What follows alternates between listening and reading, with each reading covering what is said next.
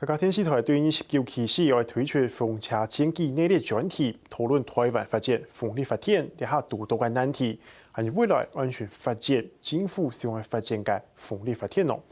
但是对去年9年期始，疫情万里嘅居民用各种激烈嘅手段来反对设置风车，更经强调讲无反对风车，不过无希望风车影响到更加生活还有安全。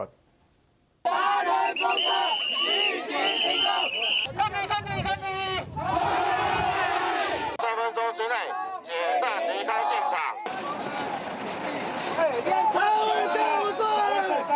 看到风车机组建在到共起风，把你居民老自家看做係現代嘅同結合的，來對抗安泰嘅風車。對清楚唔使同時開始，到醫生到你未做事，還用眼神來當做些嘢拖拉鼓，就係每風車殺到反地呀。 已經有前車之鑑去了解說，各自了解我們最近的大甲或是後龍，然後其實就才會讓我們知道說，哦，其實它是有危害的，它是有問題的，所以我們才一直要爭取到一個安全距離。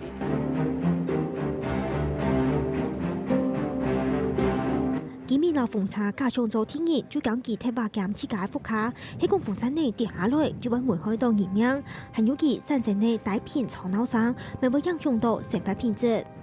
你只有一咱的厝頭前，你逐工一下安尼拍，你莫講，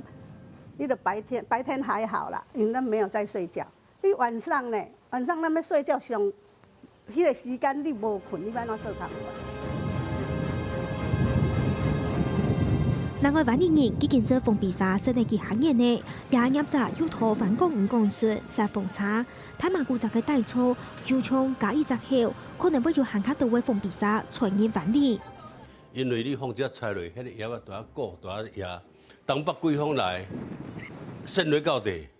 會使講規陣攏愛食這個風飛沙。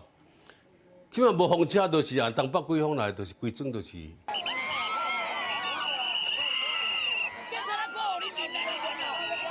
聽話嘛，按照居民都認為風力發電係強烈嘅能源，不過實際去看平民作為，整體風車嘅問題很多。我們實在欲哭啊無淚啦。他講，假如我們這東北季風來的時候，差不多6、7級風啊，他們就無法安眠，無法睡覺。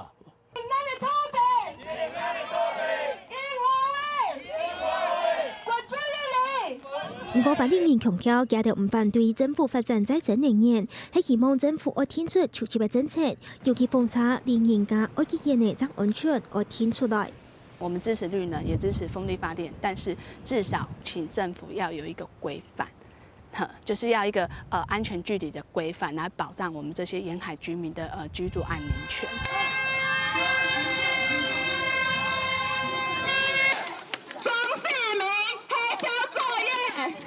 萬年人見抗爭到案件點，希望不要行卡黨人來關心，來督中央提出完整嘅措施。一下風車入閘，基建測這為殺下來啲萬里係盲作為風機計劃。另一項每當地嘅天，台灣啲風車同人家福嘅嘢安全距離，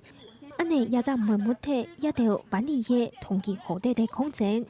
下個新聞年見要吳子怡苗里報道。